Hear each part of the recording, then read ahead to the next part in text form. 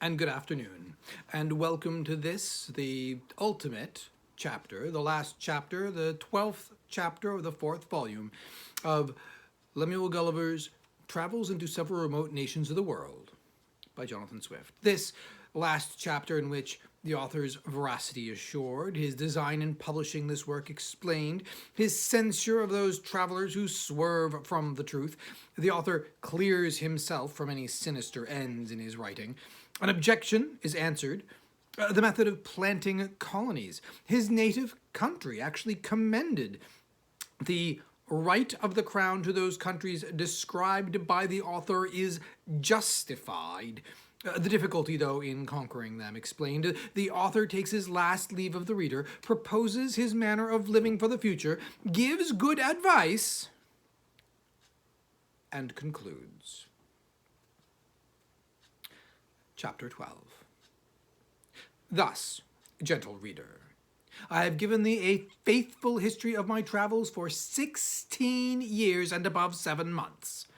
wherein I have not been so studious of ornament as of truth. I could, perhaps, like others, have astonished thee with strange, improbable tales, but I rather chose to relate plain matter of fact in the simplest manner and style, because my principal design was to inform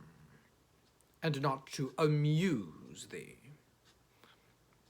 It is easy for us, who travel into remote countries which are seldom visited by Englishmen or other Europeans, to form descriptions of wonderful animals both at sea and at land, whereas a traveler's chief aim should be to make men wiser and better, and to improve their minds by the bad as well as good examples of what they deliver concerning foreign places. I could heartily wish a law was enacted that every traveller, before he were permitted to publish his voyages, should be obliged to make oath before the Lord High Chancellor that all he intended to print was absolutely true to the best of his knowledge, for then the world would no longer be deceived as it usually is, while some writers, to make their works pass the better upon the public, impose the grossest falsities on the unwary reader. I have perused several books of travels with great delight in my younger days, but having since gone over most parts of the globe, and been able to contradict many fabulous accounts from my own observation, it has given me a great disgust against this part of reading, and some indignation to see the credulity of mankind so impudently abused. Therefore, since my acquaintance were pleased to think my poor endeavors might not be unacceptable to my country, I imposed on myself, as a maxim never to be swerved from, that I would strictly adhere to the truth. Neither, indeed, can I ever be under the least temptation to vary from it, while I retain in my mind the lectures and example of my noble master and the other illustrious Uranims, of whom I had so long the honor to be an humble hearer. Nec si miseram fortuna sinonem finxit vanum etiam mandacemque improba fingit. I know very well how little reputation is to be got by writings which require neither genius nor learning, nor indeed any other talent except a good memory or an exact journal. I know likewise that writers of travels, like dictionary makers, are sunk into oblivion by the weight and bulk of those who come last, and therefore lie uppermost. And it is highly probable that such travelers, who shall hereafter visit the countries described in this work of mine, may, by detecting my errors, if there be any, and adding many new discoveries of their own, jostle me out of vogue and stand in my place, making the world forget that ever I was an author. This indeed would be too great a mortification if I wrote for fame. But as my sole intention was the public good, I cannot be altogether disappointed. For who can read the virtues I have mentioned in the glorious Williams without being ashamed of his own vices, when he considers himself as the reasoning and governing animal of his country? I shall say nothing of those whose remote nations where yahoos preside, amongst which the least corrupted are the Brobdingnagians, whose wise maxims in morality and government it would be our happiness to observe. But I forbear descanting further, and rather leave the judicious reader to his own remarks and application. I am not a little pleased that this work of mine can possibly meet with no censurers, for what objections can be made against a writer who relates only plain facts that happened in such distant countries where we have not the least interest with respect either to trade or negotiations? I have carefully avoided every fault with which common writers of travels are too often, too justly charged. Besides, I meddle not the least with any party, but write without passion, or prejudice, or ill will against any man or number of men whatsoever. I write for the noblest end, to inform and instruct mankind, over whom I may, without breach of modesty, pretend to some superiority from the advantages I received by conversing so long amongst the most accomplished Winnims. I write without any view to profit or praise. I never suffer a word to pass that may look like reflection, or possibly give an author the least offense, even to those who are most ready to take it. So that I hope I may, with justice, pronounce myself an author perfectly blameless, against whom the tribes of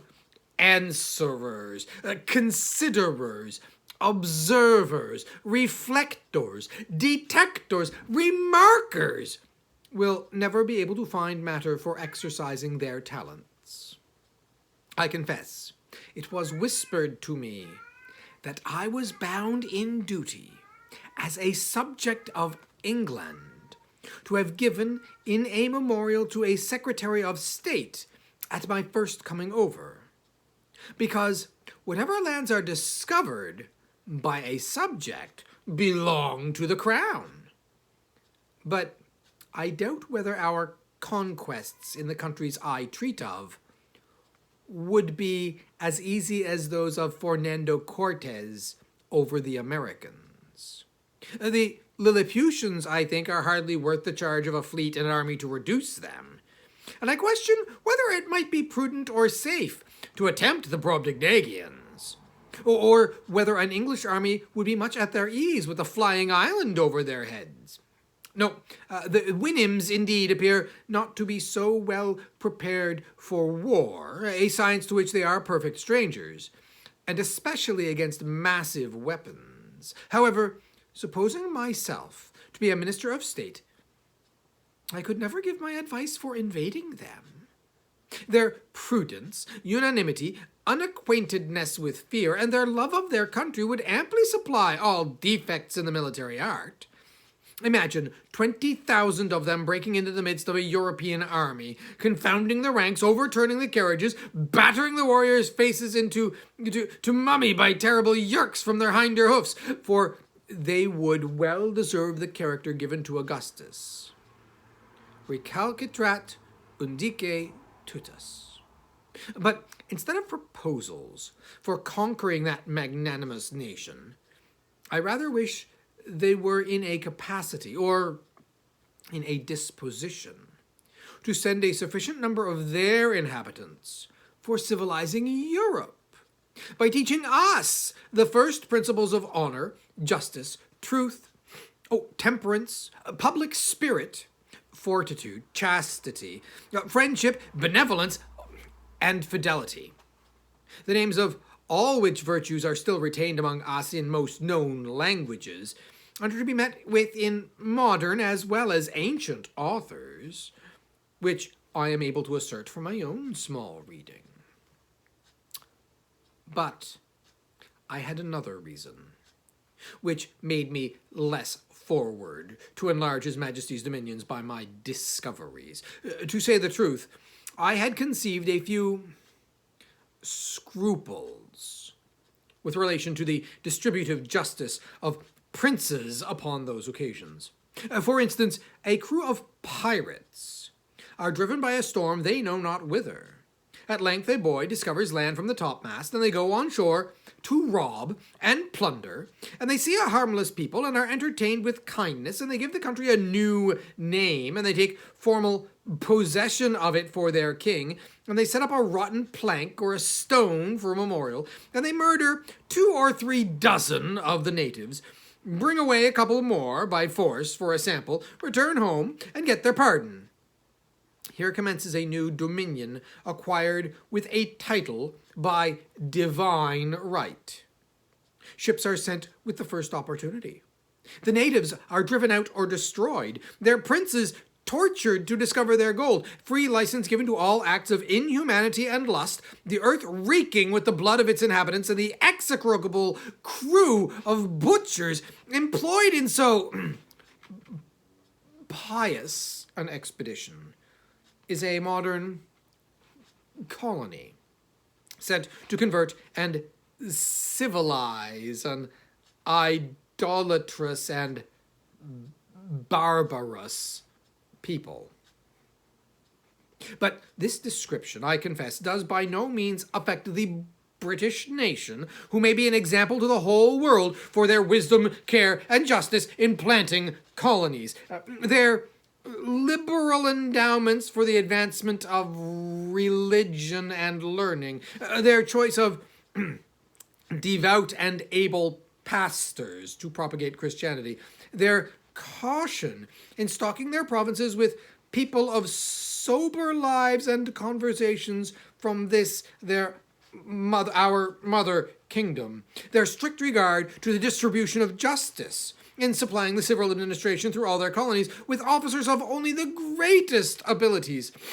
utter strangers to corruption. Oh, and to crown all by sending the most vigilant and virtuous governors who have no other views than the happiness of the people over whom they preside and the honor of the king their master. But, as those countries which I have described do not appear to have any desire of being conquered and enslaved,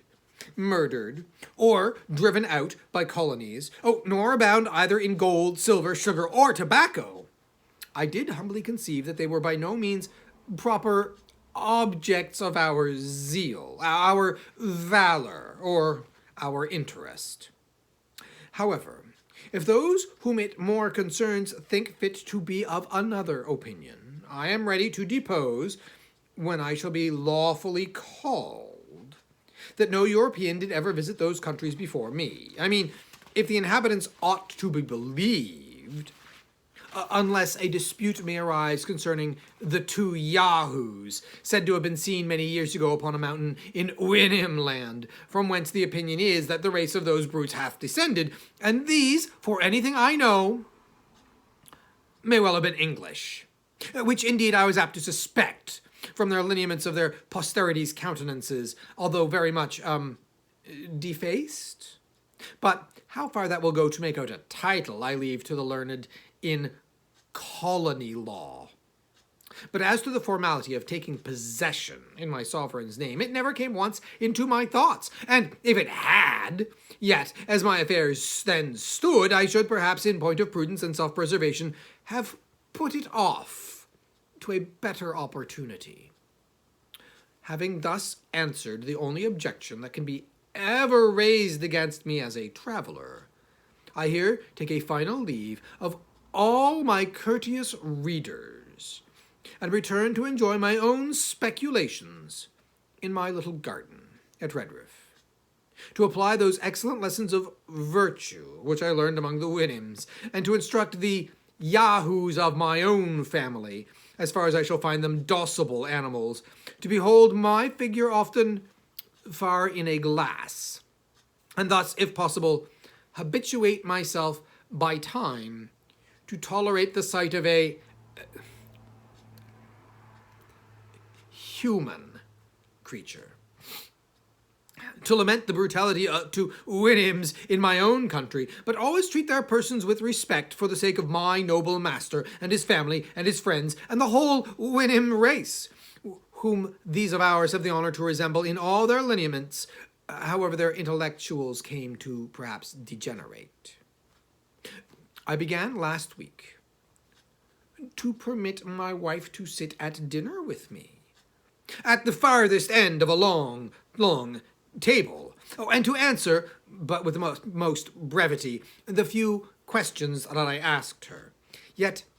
the smell of a Yahoo, continuing very offensive. I always keep my nose well stopped with rue or lavender or tobacco leaves, and although it be hard for a man late in life to remove old habits, I am not altogether out of hopes in some time to suffer a neighbor Yahoo into my company without the apprehensions I am yet under of his teeth and his claws. My reconcilement to the Yahoo kind in general might not be so difficult if they would be content with only those vices and follies for which nature has entitled them to. I am not in the least provoked at the sight of a lawyer, a pickpocket, a colonel, a fool, a lord, a gamester, a politician, a whoremonger, a physician, an evidence, a suborner, an attorney, a traitor, or the like. This is all according to the due course of things. But when I behold a lump of deformity and diseases, both in body and mind, smitten with pride, it immediately breaks all the measures of my patience. Neither shall I ever be able to comprehend how such an animal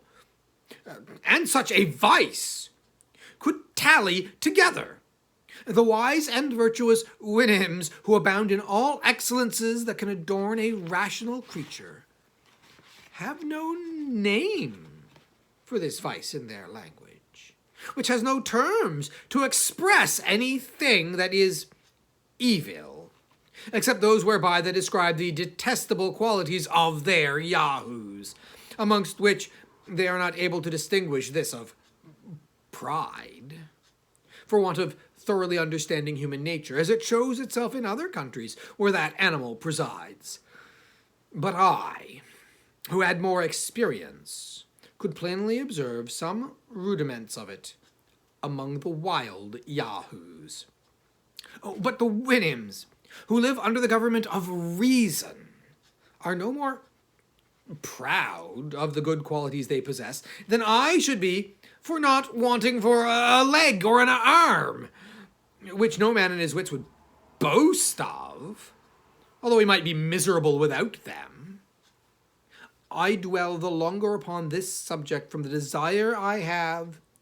to make the society of an English Yahoo by any means not insupportable. And therefore I here entreat those who have any tincture of this absurd vice, that they will not presume to come into my sight. And thus ends the 12th chapter of this fourth and last volume of Travels into Several Remote Nations of the World by Lemuel Gulliver, by Jonathan Swift. Thank you for joining us.